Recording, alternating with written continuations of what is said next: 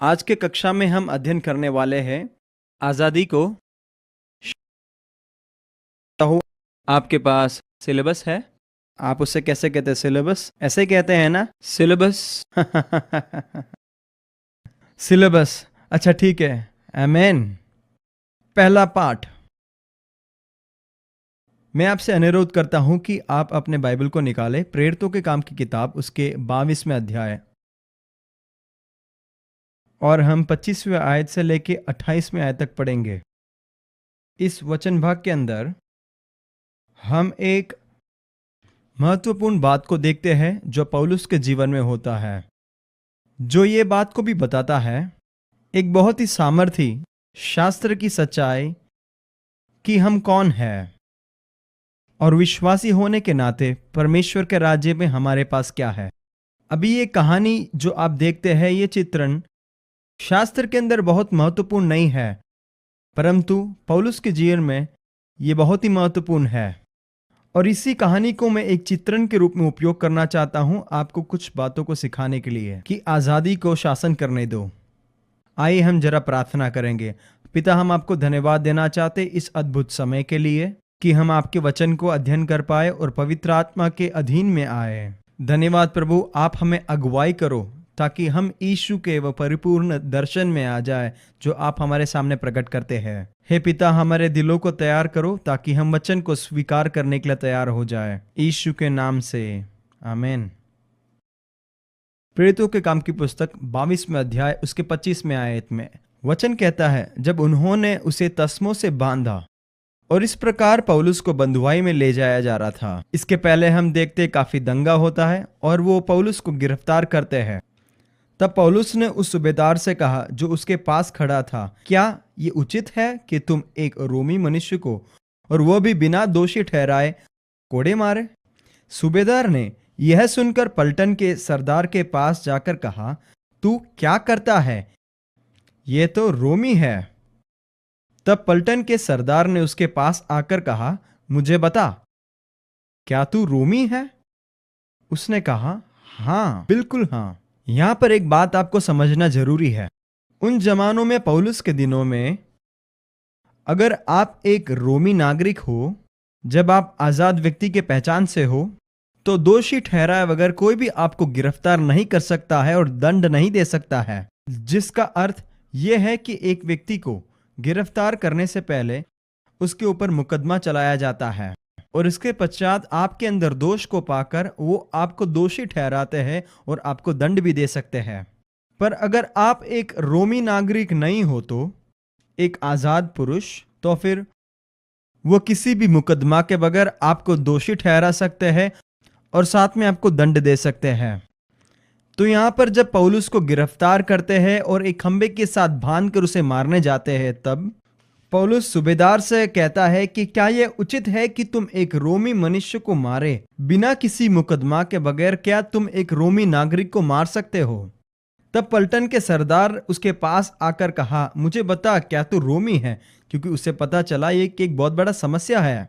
अगर वे लोग उसे मार देते और बाद में पता चलता कि बिना कोई मुकदमा के बगैर ही इन्होंने उसे दोषी ठहराया और उसे मुकदमा में कोई न्याय नहीं मिला, इसलिए पलटन के सरदार उसके पास आकर कहता है कि क्या तू रोमी है, जैसे उसने बताया था, और फिर उसे पूछता है कि क्या तू सच में रोमी नागरिक है, और वो कहता है बिल्कुल हाँ।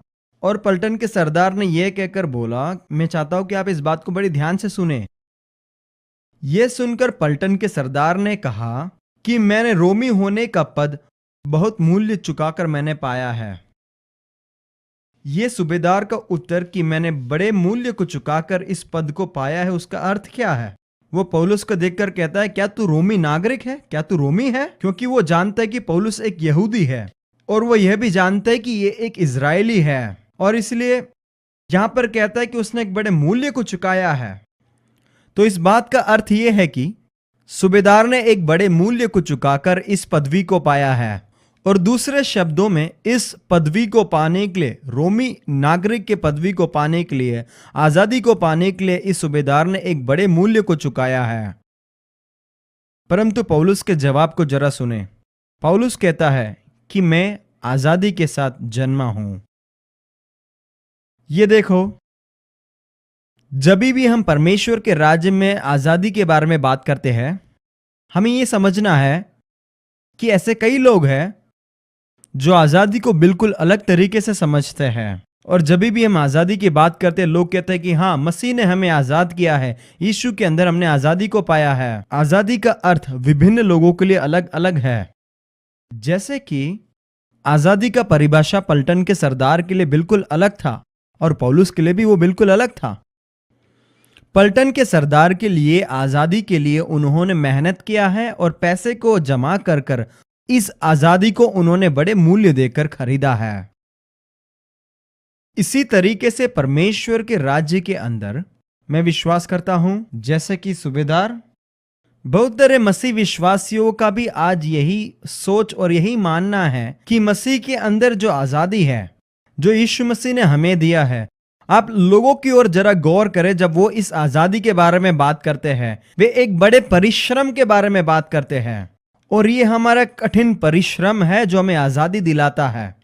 और आमतौर से कई विश्वासी और मसीह लोगों के बीच में ये बात बिल्कुल आम है कि एक विश्वासी जो यीशु मसीह के लहू के द्वारा खरीदा गया है, उसको एक पवित्र जीवन जीने के लिए बहुत कठिन परिश्रम और मेहनत करना जरूरी है कि वे एक पवित्र जीवन जिए। और हाँ, आखिर में जब आप अपने आप को अनुशासन में लाते हो, अपने शरीर को उस दर्द और बोझ के अंदर लाते हो, अपने आप को त्यागते हो, अपने व्यक्तित्व को त्यागते हो, और इस तरीके से हम उस आजादी को हमारे मेहनत के द्वारा खरीदते हैं और कहते हैं कि हाँ, मैं यीशु के अंदर मेरे जीवन को आजादी के साथ जी रहा हूं। परंतु इस बात में मुझे पौलुस का जवाब अच्छा लगता है। पौलुस कहता है कि मैं जन्म से आजाद हूं।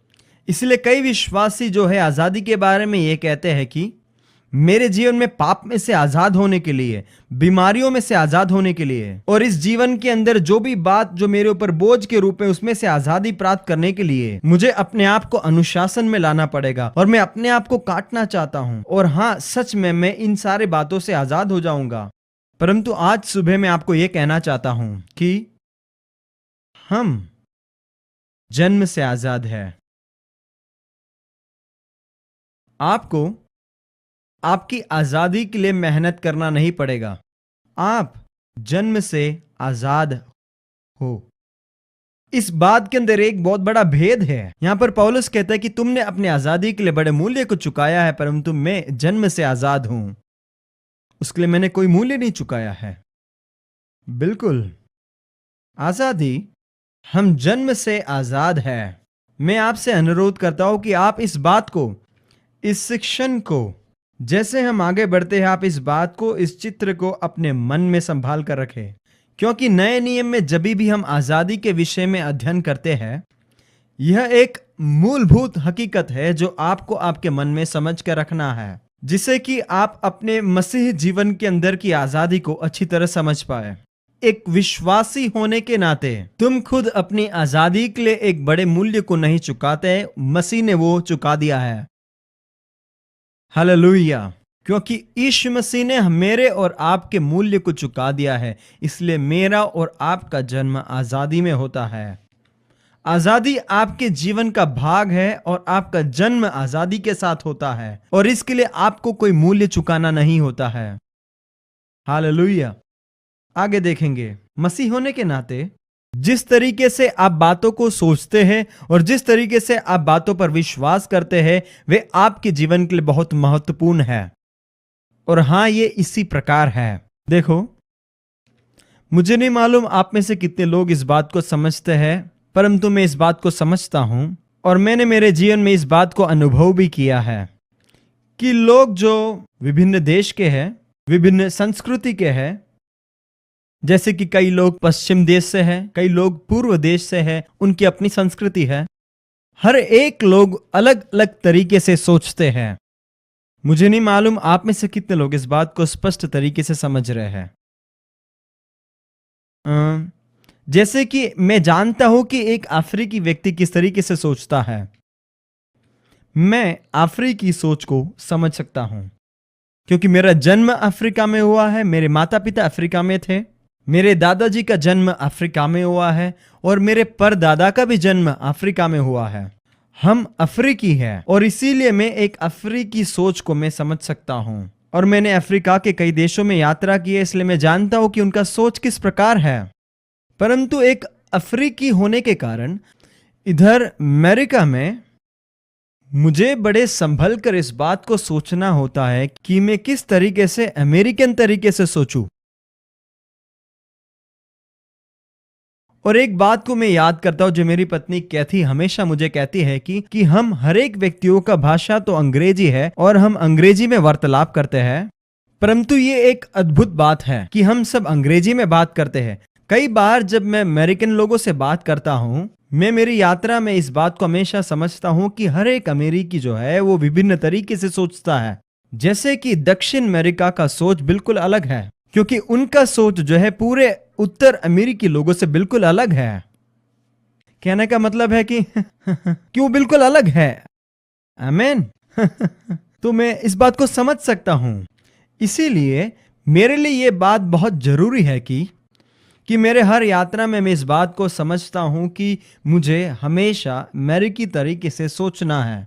अगर मैं अमेरिकी तरीके से नहीं सोचूंगा और अफ्रीकी तरीके से सोच के मैं आपसे वार्तालाप करूंगा तो आप कभी नहीं समझेंगे। मैं कई बार अंग्रेजी बोलता हूं और लोग कहते हैं कि उसका अर्थ क्या है। यह इसलिए होता है कि मैं एक अमेरिकन विचारधारा से बात नहीं करता हूं। आमीन। हालेलुया। क्या कोई यहां है जो अफ्रीका से आया हुआ है? भाई, मैंने जो कहा क्या सही है? बिल्कुल हाँ, वो बिल्कुल सही है। हमारे सोचने के विभिन्न तरीका है। आप इसको समझो। जैसे कि आप इस बात को बहुत अच्छी तरह से समझो। जैसे कि एक अफ्रीकी तरीका है सोचने का, अमेरिकन तरीका है सोचने का। मैं उसे इस प्रकार कहूंगा कि दक्षिण अमेरिकन तरीके से सोचना, यूरोपियन तरीके से सोचना या फिर रशियन तरीके से सोचना। मानो कि अगर कोई रशिया से है, उनके पास सोचने का बिल्कुल अलग ही तरीका है, भले ही वो अंग्रेजी में बात करते हो। और इसी तरीके से कलीसिया के अंदर आज हम देखते हैं कि विभिन्न विचारधारा के लोग हैं। आमीन। क्योंकि इस बात को मैं प्रभु की देह को, कलीसिया को समझाना चाहता हूं। और वे लोग वो समुदाय है जो परमेश्वर के वचन के अनुसार सोचते हैं। और प्रभु के देह कलीसिया के अंदर कुछ ऐसे लोग हैं जो वचन के अनुसार सोचते हैं। और उसी समय में कलीसिया रूपी देह के अंदर कुछ ऐसे लोग हैं जो पुराने नियम के अनुसार ज्यादा सोचते हैं और विचार करते हैं। और कलीसिया के अंदर हम इस बात को हम ज्यादा से ज्यादा देखते हैं कि एक बहुत बड़ा समुदाय ऐसा है जो पुराने नियम के अनुसार सब बातों को सोचते हैं। आमीन। और ऐसे भी कुछ लोग हैं जो नए नियम के अनुसार सोचते हैं। परंतु जब आप एक बात एक मसीह लोगों के बारे में बोलते हैं, जो यीशु मसीह के लहू के द्वारा खरीदे गए विश्वासी के बारे में बोलते हैं, यह बात बहुत जरूरी है कि आप इस बात को समझे कि मसीही विचारधारा क्या है। मैं आपको एक और बार इस बात को बताऊंगा कि आप एक मसीह तरीके से सोचे, सुसमाचार के तरीके से सोचे। आमीन। बहुत ही जरूरी है कि आप इस बात को समझे। हम कई बार सोचते हैं कि सारे मसीह एक ही तरीके से सोचते हैं। नहीं, हमें इस बात को समझना जरूरी है कि परमेश्वर के राज्य के अंदर एक मसीही होने के नाते हमें मसीही और सुसमाचार केंद्रित विचारधारा को रखना है। और जब हम मसीही तरीके से, सुसमाचार के तरीके से नहीं सोचते, तो ये बात होता है कि जो बातों को हम सोचते हैं और जिस तरीके से सोचते हैं वही हमारे जीवन में बाहर प्रदर्शित होने लगता है। कृपया मेरे साथ निकालें नीति वचन की पुस्तक 23वें अध्याय की 7वीं आयत।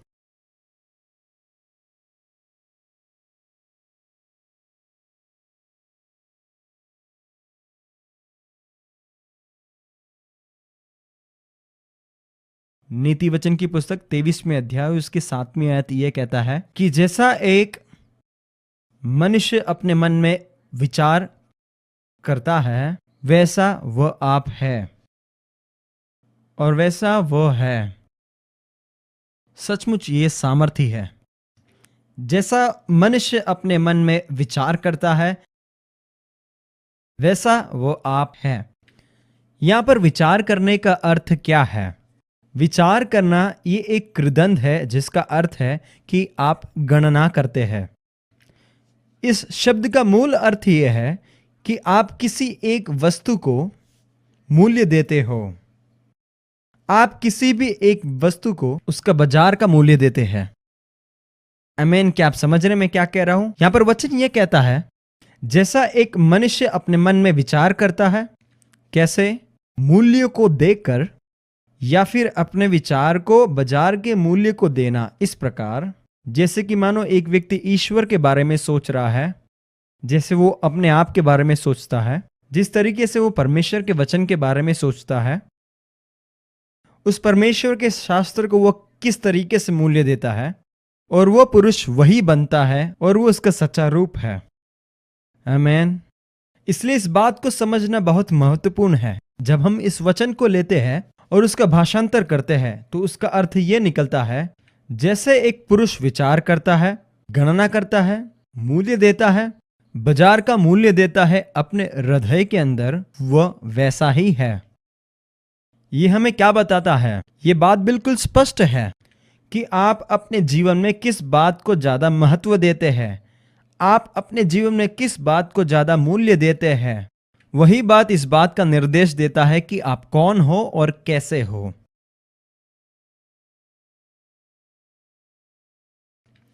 ओ सच में यह एक सामर्थी सच्चाई है। क्यों? इसका अर्थ यह है, जिस तरीके से मैं परमेश्वर के बारे में सोचता हूं और विचार करता हूं, बड़े ध्यान से सुनना, यह स्पष्ट रूप में मेरे परमेश्वर के साथ का महत्वपूर्ण रिश्ता है। जिस तरीके से मैं परमेश्वर के बारे में सोचता और विश्वास करता हूं मेरे दिल में, शास्त्र वचन कहता है कि दिल जो है हमारे व्यक्ति का मूल भाग है, वो आपका विश्वास का मूल भाग है, और यही मूल भाग जो आपके गहराई में है वो आपका व्यक्तित्व को बनाता है। आमीन। आप एक पेड़ के बारे में विचार करें, आप ये कहेंगे कि इस वृक्ष को, इस पेड़ को मैं उसकी गहराई के अंदर जाकर परीक्षण करूंगा, उसके मूल भाग का परीक्षण करूंगा। मेरा कहने का तात्पर्य कि वो मूल भाग क्या है जिसके वजह से ये वृक्ष का ये पहचान है। आमीन। तो जिस तरीके से मैं परमेश्वर के बारे में सोचता हूं, जिस तरीके से मैं परमेश्वर और मेरे रिश्ते के बारे में सोचता हूं, वो इस बात का निर्देश देता है कि मैं अपने आप को किस तरीके से क्या मूल्य देता हूं, और किस प्रकार मैं अपने पड़ोसी के साथ रिश्ता बनाता हूं, और किस प्रकार मैं इस दुनिया के साथ व्यवहार को रखता हूं। आमीन। इसका एक महत्वपूर्ण और एक बहुत बड़ा प्रभाव हमारे दिल पर पड़ता है। सच में अगर इसके बारे में हमारे पास सही समझ नहीं है तो, जैसे नीति वचन 4 में लिखा है, नीति वचन 4 अध्याय उसके 23 आयत से लेकर 27 आयत तक, सबसे अधिक अपने हृदय का रक्षा कर, क्योंकि जीवन का मूल्य स्रोत वही है। और ये उन वचन भागों में से है जो मेरे जीवन में बहुत महत्वपूर्ण है, जिसके अंदर मैं अपने जीवन के लंगर को डालता हूं। ये वचन बिल्कुल स्पष्ट करता है कि आपके जीवन के बारे में सारी बातों को, आपके जीवन से जो कोई फल निकल कर आता है, आपके जीवन से जो भी बात का उत्पाद होता है, आपके जीवन की सारी परिस्थितियां, आपके जीवन की सारी दिशाएं जहां पर आप यात्रा करते हो, इन सारे बातों का मूल इस बात पर आधारित है कि आपके दिल में क्या विश्वास करते हो आप। आमीन। अभी हम वचन भाग से पढ़ेंगे, नीति वचन की पुस्तक 17वां अध्याय उसके 20वें आयत को पढ़ेंगे। जो भी व्यक्ति मन का टेढ़ा है उसका कल्याण नहीं होता। ठीक है, तो यहां पर शब्द टेढ़ापन, यहां पर शब्द जो उपयोग किया गया है उसका अर्थ है टेढ़ा। जो व्यक्ति का मन टेढ़ा होता है, यहां पर टेढ़ापन जो है वो तिरछेपन को दर्शाता है, जिसका अर्थ है कि एक व्यक्ति जिसका मन टेढ़ा है, जिसका मन तिरछा है, जिसके विश्वास के कोई मूलभूत आकार नहीं है, उसका कल्याण नहीं होता। उसका अर्थ यह नहीं कि उसके जीवन में कल्याण नहीं है, परंतु वो उसे नहीं पाता। आमीन। आप में से कई लोगों को यह बात याद होगा, हमने पिछले कुछ कक्षा में इस बात के बारे में हमने अध्ययन किया है। तो अब सच्चा आजादी, हम आजादी के बारे में बात कर रहे हैं। क्या आपको याद है मैंने आपको क्या कहा? विभिन्न लोगों के लिए इसका परिभाषा बिल्कुल अलग है। कई मसीही विश्वासियों का ये सोच है कि ये आज़ादी वे अपने बलबूते से पाते हैं, अपने मूल्य चुकाने से पाते हैं, अपने मेहनत से अपने आप को अनुशासन के अधीन में लाकर अपने सामर्थ्य के द्वारा आज़ादी और विजय को प्राप्त करते हैं। परंतु आप जब इस हकीकत को समझते हैं कि आपका जन्म आज़ादी के अंदर हुआ है, ये आपकी विचारधाराओं को बदल देता है। बिल्कुल। और जब आप अपने विचार को बदलते हो, आप किस प्रकार से सोचते हो उसको बदलते हो, आप किसको अपने जीवन में प्राथमिकता देते हो उसको बदलते हो, ये आपके जीवन को और उसकी दिशा को बदल देता है। इसलिए इस बात को मैं हमेशा जिंदगी में कहता हूं कि अगर आप चाहते हैं कि आपके जीवन की दिशा बदल जाए तो आपके विश्वास को बदलो। क्योंकि सच में अगर आप चाहते हो कि आपके जीवन के अंदर एक बदलाव आए, आपके जीवन की दिशा में एक बदलाव आए, आपके जीवन के फल के अंदर एक बदलाव आए, तो आपके विश्वास को बदलो। क्योंकि जब आप विश्वास को बदलोगे, आपके जीवन से जो बाहर आता है वो बदल जाएगा। आमीन।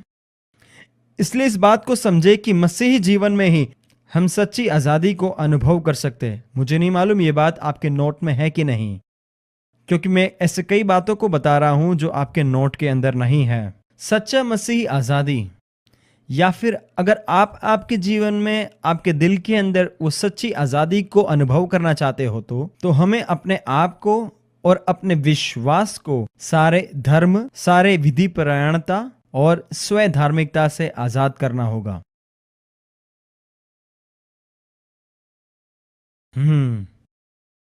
क्या ये बात को मैं दोहराऊं? क्या ये बात आपके नोट में है? कुछ भाग है। मसीह जीवन की सच्ची आज़ादी को अगर हमें अनुभव करना है, सबसे पहले अपने दिल को, अपने विश्वास को इस बात से आज़ाद करना है, सारे प्रकार के धर्म से, सारे प्रकार के विधि परायणता से, सारे प्रकार के स्वयं धार्मिकता से, खास करके प्रभु के साथ के हमारे रिश्ता में। क्यों? क्योंकि सारे प्रकार की आज़ादी हृदय से शुरू होता है। अगर सच में आप एक आज़ादी का जीवन जीना चाहते हैं, आप सच में एक गुलामी से आज़ाद रहना चाहते हैं, अगर सच में आप आपके जीवन के लत से आज़ाद होना चाहते हैं, आप आपके जीवन के पराजय से आज़ाद होना चाहते हैं, तो आपके जीवन में सबसे बड़ा बदलाव आपको इस बात में लेकर आना है कि आपको आपके विश्वास में एक बदलाव लाना है। अपने आप को सारे धर्म की बातों से, स्वयं धार्मिकता से, विधि प्रयाणता से आपको अलग करना है। मेरे साथ निकले यूहन्ना रचित सुसमाचार 8वें अध्याय उसका 31वीं आयत। और मैं विश्वास करता हूं कि आप इस वचन को जानते हैं, आपने कई बार इसे पढ़ा है और शायद आपने कई बार इसके बारे में प्रचार भी किया होगा।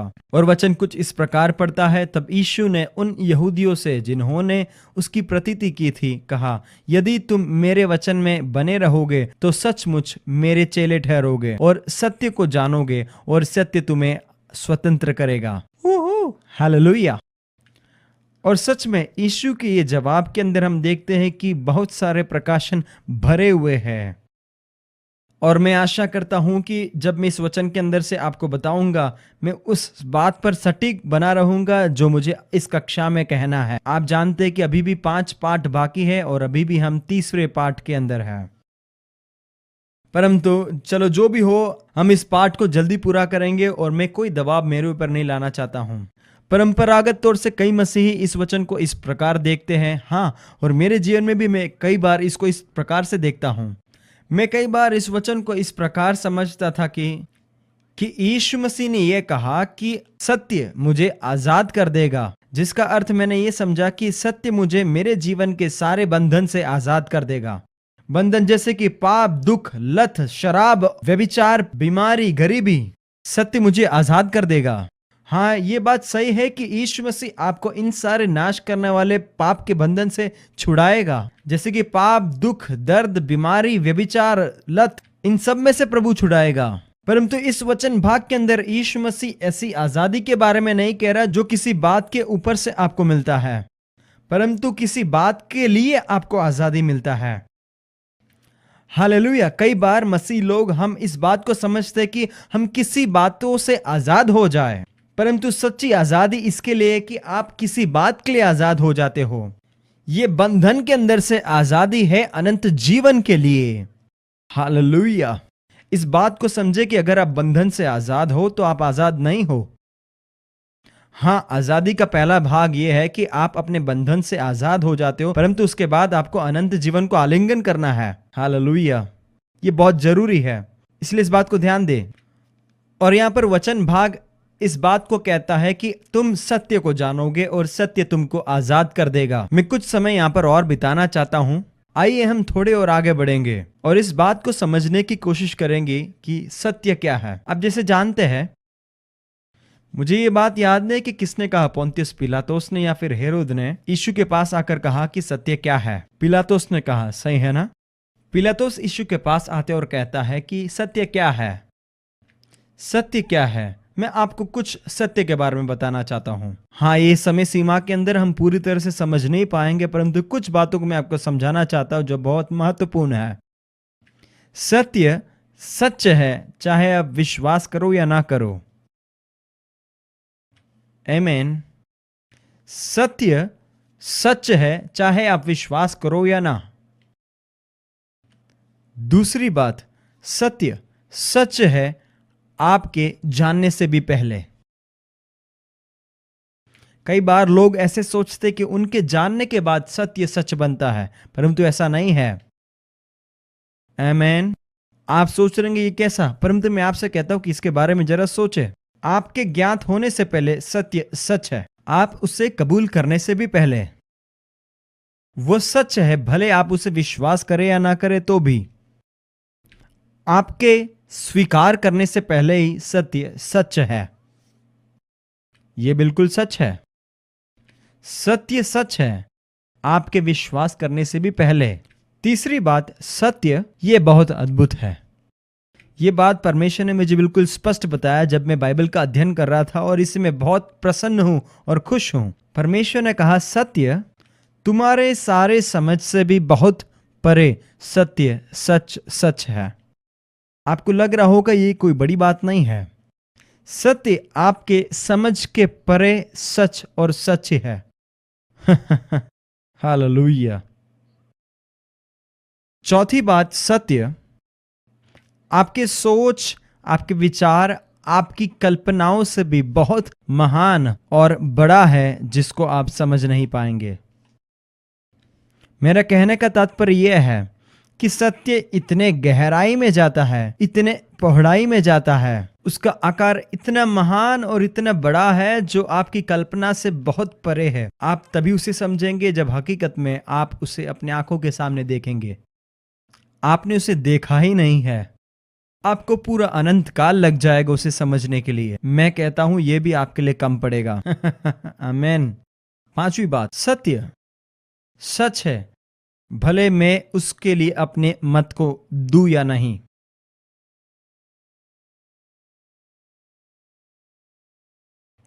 इस बात का अर्थ यह है कि परमेश्वर इस धरती पर आकर मनुष्य से नहीं कहता है ये सत्य है, ये सच है, तुम अपना मत इस पर दो ताकि ये सत्य बना रहे और खड़ा रहे। नहीं, आपके सोचने और आपके मत देने से भी पहले वो सच है। सत्य सच है क्योंकि वो सच है, इसलिए उसे सत्य कहते हैं। हालेलुया, आमीन।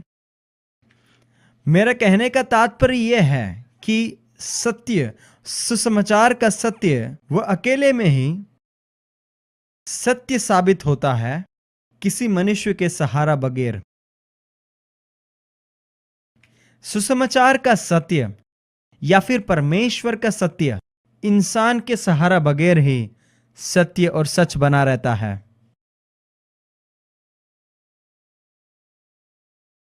किसी भी मनुष्य के सहारा बगैर ही सत्य सच बना रहता है, भले आप इस बात पर विश्वास करें या ना करें।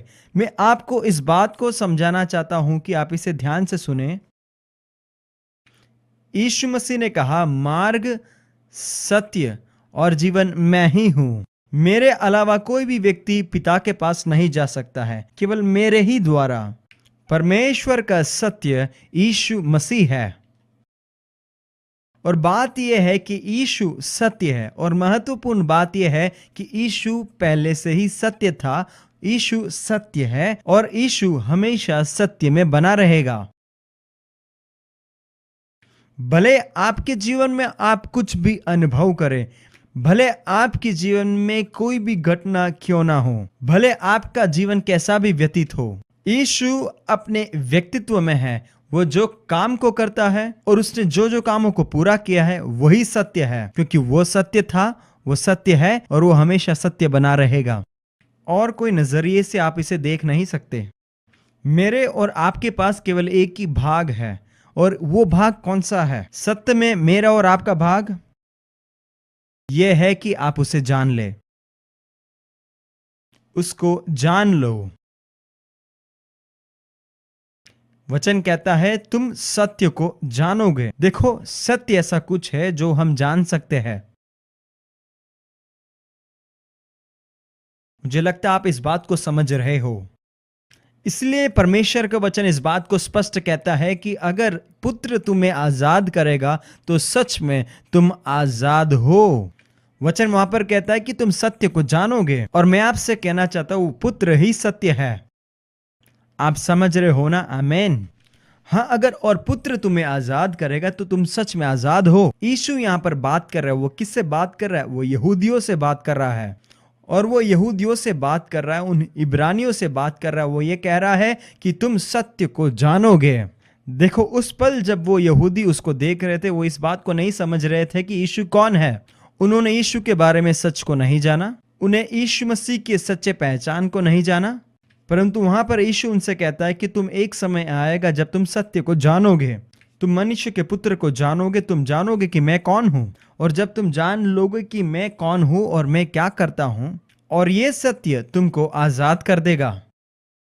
मालूम है उनका प्रत्युत्तर ये था कि हम तो बंधन में नहीं हैं।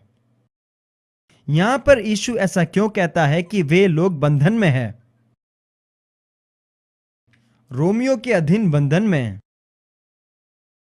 और वे लोग वहां पर कहते कि हम बंधन में नहीं है। और मैं आपसे कहना चाहता हूं आज कई मसीही भी यही जवाब देते हैं। हम कई बार लोगों से बात करते हैं और उनको यीशु के सत्य की पहचान में लेकर आना चाहते हैं, पर वे कहते हैं हम तो आजाद है, हालेलुया। और उनको आजादी ये लगता है कि वे आराधना में नाच सकते हैं। ओ भाई, मैं तो आजाद हूं क्योंकि मैं हाथों को उठाकर आराधना कर सकता हूं, मैं नाच कर आराधना कर सकता हूं। यीशु यहाँ पर ये आजादी के बारे में नहीं कहता है। यहाँ पर यीशु क्या बात करता है? यीशु उन यहूदियों से बात करता है जो सच में अपनी स्वयं धार्मिकता के अंदर, अपने धर्म के कर्म कांडों के अंदर बंधन में थे, और सच में वे अपने बंधन को भी नहीं देख सकते थे। और यीशु उनसे उत्तर देकर कहता है कि तुम मेरे बारे में सत्य को जानोगे कि मैं तुम्हारे लिए क्या करने के लिए आया, और ये तुम्हें आजाद करेगा। किसमें से? क्या रोमी साम्राज्य के बंधन में से? नहीं, नहीं, परंतु अपने धर्म के कर्म कांड के बंधन में से, अपने स्वयं धार्मिकता के उस बंधन में से जिसने तुम्हें सुसमाचार के सत्य के सामने अंधा बनाया है। आमीन। देखो, इन सारे बातों के पीछे हकीकत यह है।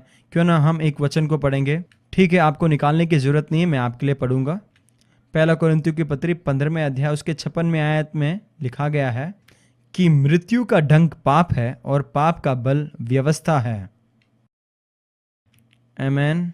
देखो, मैं आपसे बताना चाहता हूं कि लोग जो है पाप के बंधन में है, वे लोग अपने लत के बंधन में है। कई विश्वास भी जो है अपने लत के बंधन में है, और यीशु मसीह ही उनके लिए आजादी है, परंतु वे अपने धर्म के उस विचारधारा को पकड़े रहते हैं, वे अपने स्वयं धार्मिकता के उस विचारधारा को पकड़े रहते हैं। और इसीलिए क्योंकि वो पाप करते हैं, पाप ने उनको पूरी तरह से जकड़ के रखा है और वो आजाद नहीं होते हैं। विश्वासी, अभी सवाल है कि क्या वे लोग स्वर्ग में जाएंगे? हाँ, वे लोग जो विश्वासी कहलाते हैं, हाँ, वे मानते हैं कि जब मर जाएंगे तो वे स्वर्ग में जाएंगे, पर वे बंधन में है, सारे प्रकार के बंधन के अंदर। आप समझ रहे हो क्या? स्वयं धार्मिकता, मैं आपको कुछ स्वयं धार्मिकता के बारे में बताना चाहता हूं। स्वयं धार्मिकता और अपने धर्म की सारी बातों को पकड़े रहने का धोखा यह है। आज के जमाने में जो सबसे बड़ा धोखा हम देखते हैं वो यही है। आज यीशु मसीह की कलीसिया के अंदर हम ये सबसे बड़े धोखे को देखते हैं। वो धर्म है, स्वयं धार्मिकता। ये एक सबसे बड़ा धोखा है। देखो, लोग कहते हैं कि अरे भाई ध्यान देना कि एंटी क्राइस्ट आने जा रहा है, परंतु एंटी क्राइस्ट इस धर्म के सामने बिल्कुल एक निम्न मुर्गी के समान है। मैं आपको सच कहना चाहता हूं कि एक दिन ये सारे लोग एंटी क्राइस्ट से भर जाएंगे, क्योंकि वे धर्म की बातों में ज्यादा लगे हुए हैं। आमीन। और मैं आपसे अनुरोध करता हूं कि आप इस बात को ध्यान से सुने, कि आप इस बात को बड़े महत्वपूर्ण तरीके से अच्छे से समझे कि स्वयं धार्मिकता और धर्म जो है एक सबसे बड़ा एक धोखा है। मैं अब कुछ ऐसे शब्दों का उपयोग करने जा रहा हूं, शायद आपको इससे दुख पहुंचेगा, और मैं आपको किसी को ठोकर देना नहीं चाहता, पर हम ऐसे कुछ तत्वों को, ऐसे कुछ शब्दों को हम इतने आराम से हमारे मसीही जीवन में लेते हैं और हम मानते हैं कि ये हमारे मसीही जीवन का भाग है। खास करके स्वयं धार्मिकता, विधि परायणता और धर्म, ये तीनों एक बहुत बड़ा धोखा है, खास करके ऐसे भाग में जहां पर हम यहूदी मसीही मत पर ज्यादा ध्यान देते हैं।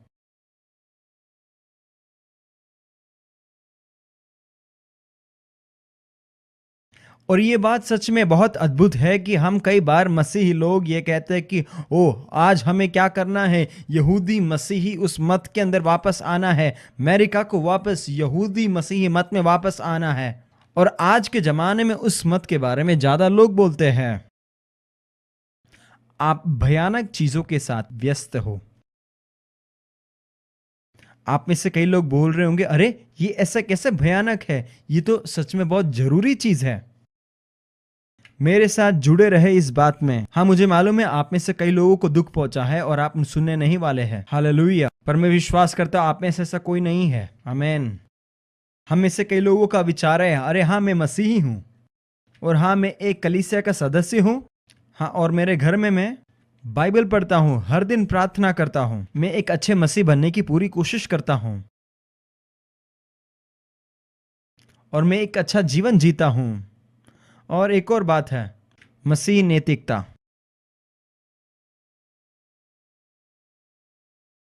और मैंने किसी का आवाज पीछे सुना है, भूम, मसीही नैतिकता। भाई देखो, मेरा जीवन मसीही नैतिकता के बराबरी में है, और इसलिए मैं आपसे कहता हूं कि आप बंधन में हो। आप कहते होंगे, क्या तुम नैतिकता पर विश्वास नहीं करते? मैं ऐसा नहीं कहता हूं। मुझे आजाद होने की कोई जरूरत नहीं है, मैं तो एक अच्छा जीवन जीता हूं। नहीं, आप अपनी स्वयं धार्मिकता के अंदर अंधे बन गए हो, कि आप आपके आंखों के सामने जो आजादी है वो नहीं देख पा रहे। स्वयं धार्मिकता के दो भाग हैं। मैं आपको इसके बारे में बताना चाहता हूं, क्योंकि जैसे आप इसके बारे में सुनेंगे आप समझते जाएंगे, और मैं अपने आप को भी इस बात में समझाऊंगा। इसीलिए मैंने अगले कक्षा के लिए इस बातों को यहां पर लाकर रखा है। मैं आपको पूरी तरह से समझाऊंगा। आमीन। मैंने इस बात को पाया है कि स्वयं धार्मिकता के अंदर दो भाग है, जो उसके दो पहलू है। पहली बात, स्वयं धार्मिकता का वो पहला पहलू है जो हमारे जीवन के भले कामों को दर्शाता है। हमारे जीवन के भले काम। हकीकत में बात यह है कि जब एक व्यक्ति अपने जीवन को स्वयं धार्मिक बनाने की कोशिश करता है, वे सारे भलाई, अच्छे, नैतिक, अच्छे स्वभाव, अच्छे काम जो वे करते हैं, इसमें एक समस्या यह है कि जब आपका मनोभाव ऐसा बन जाता है, परमेश्वर के वचन का क्रिया आप में फिर नहीं रहता है। ठीक है। मरकुस की रचित सुसमाचार 7वां अध्याय उसके 9 से लेकर 13। और उसने उनसे कहा, तुम अपनी रीतियों को मानने के लिए परमेश्वर की आज्ञा कैसी अच्छी तरह टाल देते हो, क्योंकि मूसा ने कहा कि अपने पिता और अपनी माता का आदर कर, और जो कोई पिता व माता का बुरा कहे वह अवश्य मार डाला जाए। परंतु तुम कहते हो कि यदि कोई अपने पिता व माता से कहे कि जो कुछ तुझे मुझसे लाभ पहुंच सकता था वह कुर्बान अर्थात संकल्प हो चुका, तो तुम उसको उसके पिता व उसकी माता की कुछ सेवा करने नहीं देते। इस प्रकार तुम अपनी रीतियों से जिन्हें तुमने ठहराया है परमेश्वर का वचन टाल देते हो। यहाँ पर ये पुराने नियम के लोगों से वार्तालाप करता है, और यहाँ यीशु कहता है कि तुम फरीसी, तुम सदूकी, तुम कहते हैं कि मूसा ने ऐसा कहा, शास्त्र ने ऐसा कहा, परमेश्वर का वचन ने ऐसा कहा, कि अपने पिता और माता का आदर कर, परंतु तुम कहते हैं कि मैं तो कुर्बान हूँ, जिसका अर्थ है कि मैं अपने आप को प्रभु के सामने भेंट में देता हूँ, और एक कुर्बान होने के कारण अभी मैं मेरे माता पिता के सेवा से आजाद हूँ, उनको आदर देने से आजाद हूँ। तो आप सोच रहे हैं ये तो बिल्कुल मूर्ख की बात है, परंतु मैं आपसे कहना चाहता हूँ यीशु उनसे यही कहना चाहता है, और यीशु उनको बताता है कि वे ऐसे संदेश को देते हैं कि एक तरीका है परमेश्वर के वचन को मानने का। सच में नियम में क्या कहने के लिए कहा गया था? जरा बोलो कि तुम्हारा पाप को दिखाओ, कि तुम अपने आप को परमेश्वर के सामने दोषी ठहराओ। जब तुम परमेश्वर की आज्ञा करने के योग्य बनाते हो, इससे तुम परमेश्वर के वचन को प्रभाव रहित बनाते हो, और वो अभी आपको दोषी नहीं ठहरा सकता। नियम। उसी समय में परमेश्वर का वचन कौन है? यीशु। जब भी हम ऐसे एक स्थान पर पहुंच जाते हैं कि मैं मेरे कार्यों के द्वारा धर्मी बन सकता हूं, उस समय में परमेश्वर के वचन को हमारे जीवन में हम प्रभाव रहित बनाते हैं, यीशु को प्रभाव रहित बनाते हैं। मुझे अभी यीशु की जरूरत नहीं है। आमीन। हालेलुया। आधारपूर्ण तरीके से यहूदी ये कार्य को कर रहे थे कि परमेश्वर का वचन लोगों को दोषी ठहराना चाहिए था, जिससे कि वे समझे कि उन्हें एक उद्धारकर्ता की जरूरत है, परंतु उन्होंने वचन के अंदर अपने सारे संस्कृति का मिलावट किया, ऐसे परमेश्वर का वचन कहता है। और उसके बाद जब उसको मानने की कोशिश करते हैं, हम देखते हैं कि परमेश्वर का वचन का प्रभाव उनके जीवन से चला जाता है। इसलिए नए नियम के अंदर जब हम वचन को स्वयं धार्मिकता के लिए उपयोग करते हैं, वचन और यीशु हमारे जीवन में प्रभाव रहित बन जाता है। और यही बात गलातियों के पत्री 2 अध्याय में लिखा गया है। पौलुस ने ये लिखा। आमीन। इसलिए अभी मैं शांत रहना चाहता हूं। आमीन। आजादी के द्वारा विधि परायणता में से आजादी। हमारे जीवन में सच्चे आजादी को कभी हम नहीं अनुभव करेंगे जब तक हम नियम और विधियों से आजाद नहीं हो जाते हैं। हम अभी दूसरे पहलू के अंदर जाएंगे, स्वयं धार्मिकता के बारे में। कुछ समय और है, उसके बाद हम एक ब्रेक की ओर जाएंगे। तुम जानते हो वह दुष्ट चीज जो हम करते हैं, स्वयं धार्मिकता हमारे जीवन के अंदर हम जो दुष्ट बात करते हैं उससे हमें वाकिफ करता है। जो गलत काम हम करते हैं, हमारे जीवन के पराजय को। और अब प्रभु का वचन रोमियो की पत्री 3 अध्याय उसका 19 से लेके 20 तक ये वचन कहता है, क्योंकि व्यवस्था के कामों से कोई प्राणी उसके सामने धर्मी नहीं ठहरेगा, इसलिए व्यवस्था के द्वारा पाप की पहचान होती है। कुलुस्सियों की पत्री के अंदर ये बात और भी स्पष्ट लिखा गया है। कुलुस्सियों की पत्री में ये लिखा गया है, हमारे जीवन के दुष्ट कामों के द्वारा हमारे मन में हम परमेश्वर से दूर हो गए हैं और परमेश्वर के शत्रु बन गए हैं। तो ये बात का प्रभाव हमारे जीवन में क्या है? ये हमें प्रभु से दूर करता है और परमेश्वर के वचन और यीशु का प्रभाव हमारे जीवन से हटाता है, क्योंकि हम हमारे जीवन के पराजय के बारे में ज्यादा जानते हैं। और यही बात हमें दोषी ठहराता है और हमें परमेश्वर से और भी दूरी में लेकर चलता है। कुलुस्सियों की पत्री में यही लिखा गया है, और तुम तुम्हारे मन में परमेश्वर के शत्रु बन जाते, परंतु ये सच नहीं है। सत्य ये है कि सत्य और सच बात यह है कि तुम परमेश्वर के कभी शत्रु नहीं है। और मैं आपसे कहना चाहता हूं ये बात समझना बहुत ही महत्वपूर्ण है।